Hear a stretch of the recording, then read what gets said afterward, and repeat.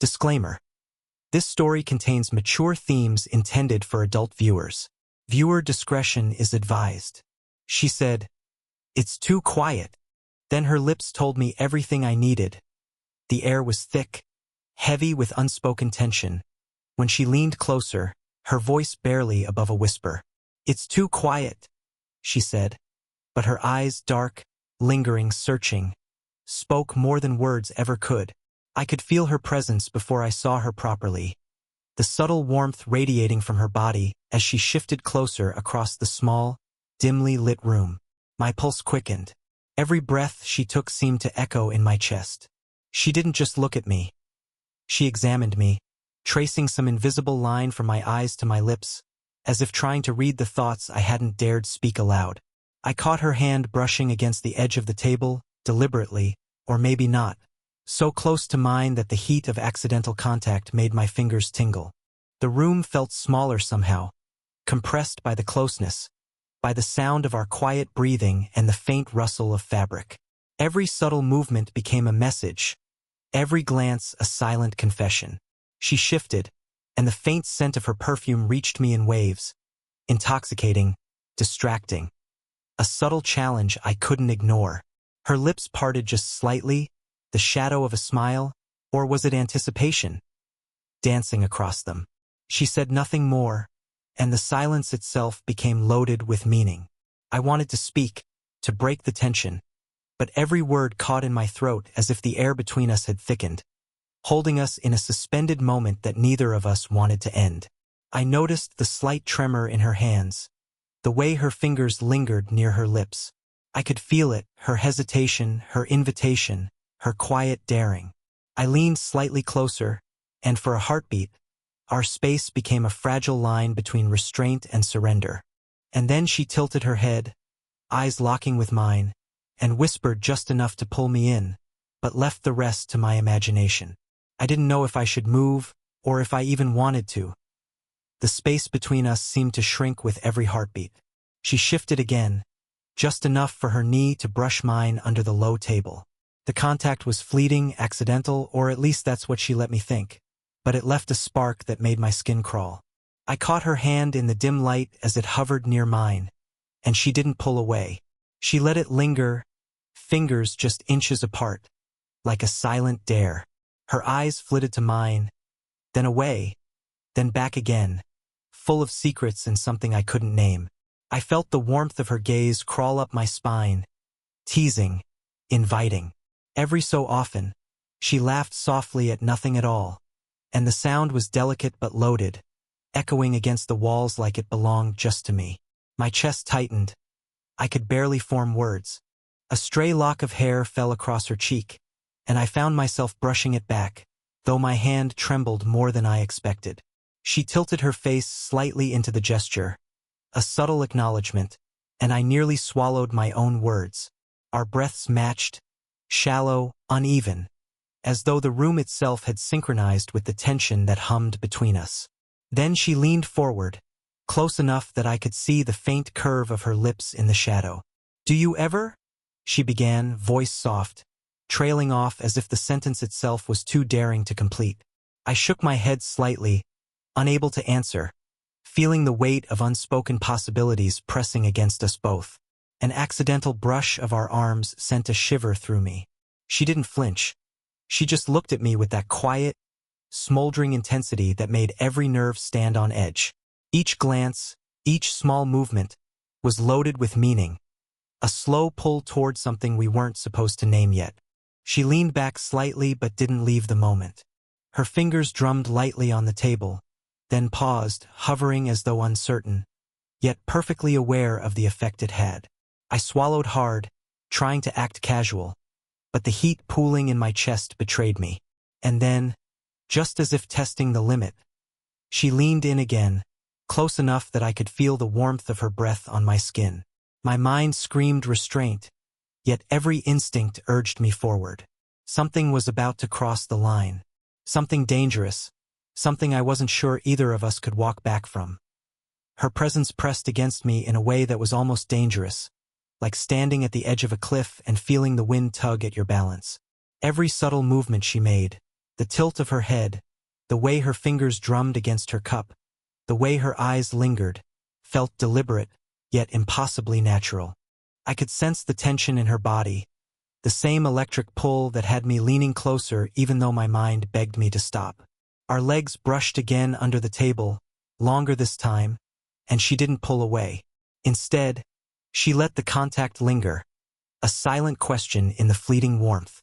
I felt my pulse spike, a rush of something raw, uncontained, and yet I couldn't make a sound. She noticed, of course. Her gaze sharpened, teasing, aware. A laugh slipped from her lips, low, soft, almost a whisper, but it sent shivers crawling down my spine. She leaned slightly forward, her breath brushing my cheek, and I could smell the faint hint of her perfume mingling with the air, sweet and sharp, and somehow perfectly charged. My throat went dry. "I didn't expect this," she murmured, voice trembling just slightly, like she was saying more than the words aloud. I caught her hand again, this time resting lightly on mine for a heartbeat, then sliding away, just enough to make me ache for the touch to last longer. The silence that followed was thick, alive, broken only by the faint rustle of her movements. Every glance between us carried weight, every small brush of her hair, the subtle arch of her shoulder, the almost imperceptible bite of her lip. It was all a conversation without words, a pull I couldn't resist.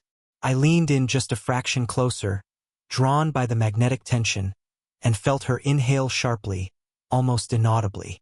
Our faces were near, close enough to sense the warmth of each other's breath, the brush of skin and hair, but far enough to leave the imagination rampant. She shifted slightly, eyes locking with mine, unflinching, daring. My hands twitched, wanting to close the distance, to cross that invisible boundary. But something in her look held me back, made me hesitate, made me ache even more.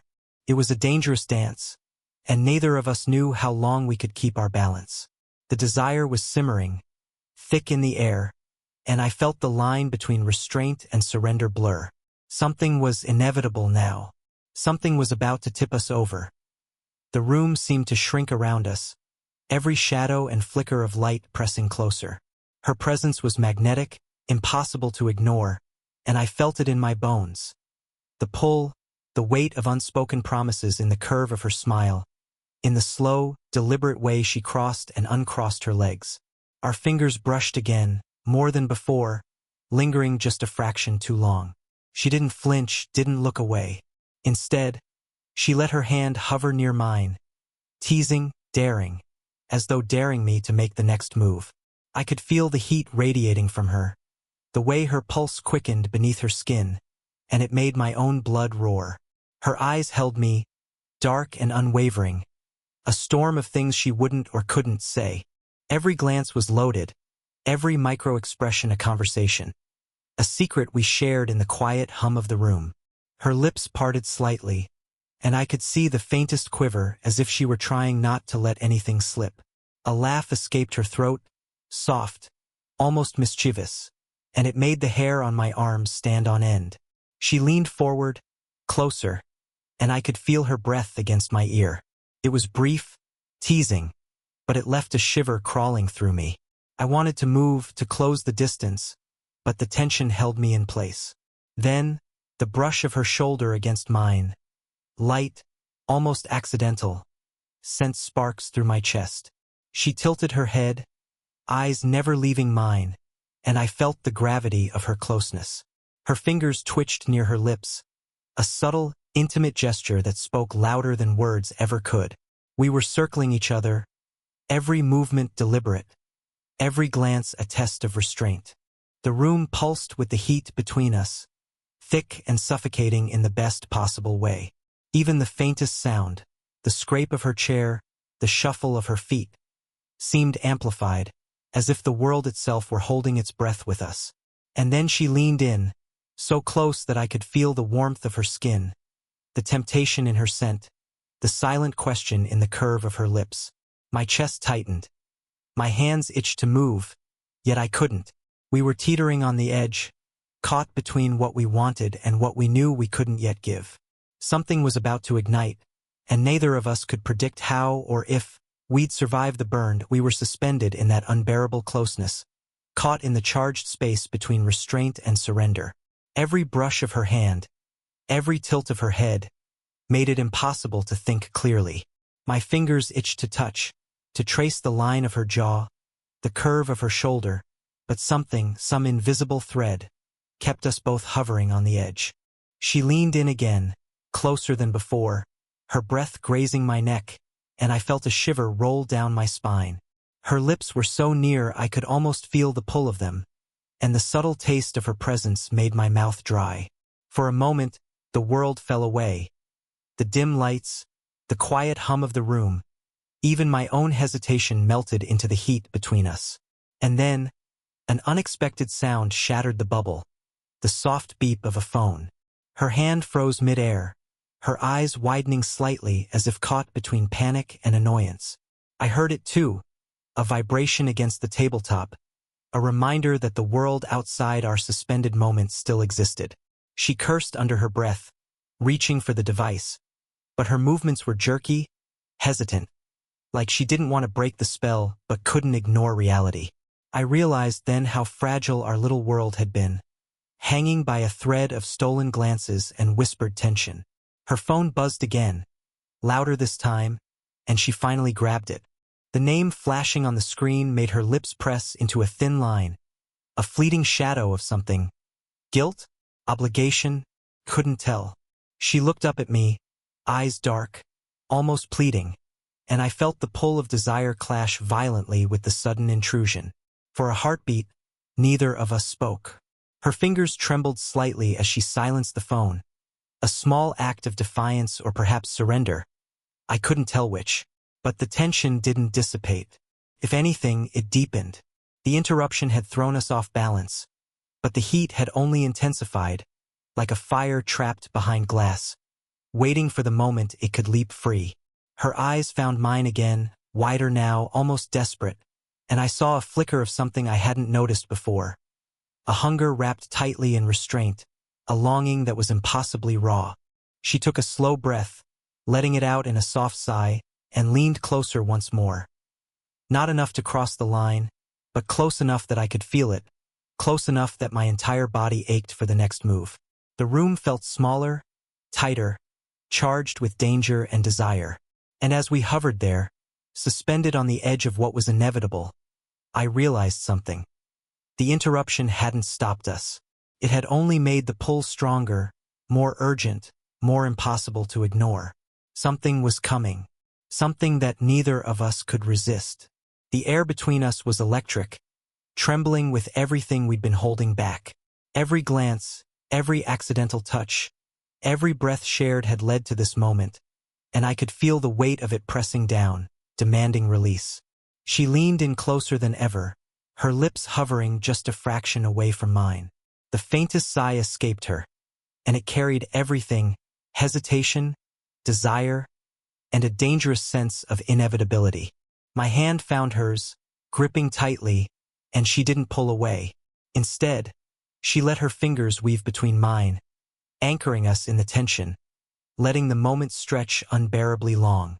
Our eyes locked, a silent conversation passing between us, daring, pleading, promising. Her head tilted slightly, brushing against my shoulder, and the faint warmth of her skin sent shivers coursing through me. I could feel her breath, steady yet trembling, mixing with mine, and the room seemed to disappear entirely. Then, just when the edge felt too sharp to bear, she closed the distance. Our lips met in a brief, trembling kiss that held the power of everything unspoken. It was tentative at first, testing, teasing, and then the restraint broke. The kiss deepened, urgent but cautious, a careful exploration of desire finally unleashed. Her hands moved with a precision that stole my breath, one resting lightly on my chest, the other brushing my hair, guiding yet gentle. I mirrored her, careful yet desperate, every touch a confession, every movement a surrender to the tension that had been building for hours. We pulled apart for a heartbeat, foreheads resting together, breathing hard, eyes locked.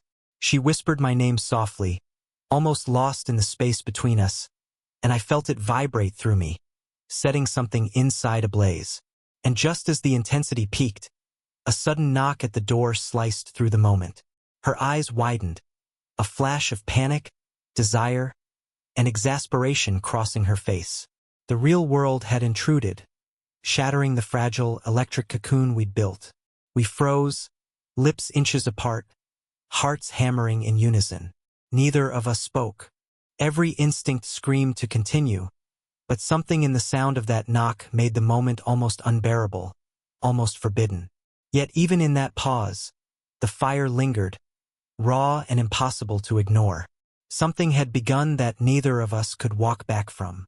We stood there, frozen for a heartbeat, the knock still echoing faintly in the room. She pulled back slightly, brushing a stray strand of hair from her face, eyes dark and unreadable. The air between us still hummed with everything we'd shared, every glance, every brush of skin, every unspoken promise. I should, she began, voice catching, but she didn't finish. Instead, she let out a soft sigh, half resignation, half amusement, as if even the interruption couldn't break the gravity of what had happened. I swallowed, trying to steady my racing heart, and reached for her hand again. This time, she didn't hesitate. Her fingers threaded into mine effortlessly, and it felt like an unspoken truce, a promise that this wasn't the end. We didn't need words. The tension lingered in the way our hands stayed locked, the way our shoulders almost touched, the way our eyes clung to each other, refusing to look away. She smiled, faint and secretive, a hint of mischief in her expression, as if daring me to step closer again but knowing we couldn't, at least not yet. I felt the pull, the undeniable ache for more, but we held back, letting the anticipation breathe, knowing that the world outside would wait while this fragile, dangerous connection quietly burned between us. As she finally stepped toward the door, her hand slipped from mine, but the warmth lingered. I watched her leave, heart thudding, mind racing, and a small, private smile tugged at the corner of my lips. We both knew this was far from over, that the quiet moments, the stolen glances, the subtle touches were just the beginning. The room felt emptier without her. Yet the tension remained, a living pulse reminding me that the spark between us had ignited something neither of us could ignore. I ran my fingers along my lips, imagining the warmth of hers, and realized that the game, the dance, the slow-burning fire had only just begun. We'd crossed lines in silence, explored boundaries with restraint, and now, the anticipation was sweeter than any fulfillment could be. And somewhere in the back of my mind, I knew it wouldn't be long before the next chapter started. Intense, dangerous, and utterly irresistible.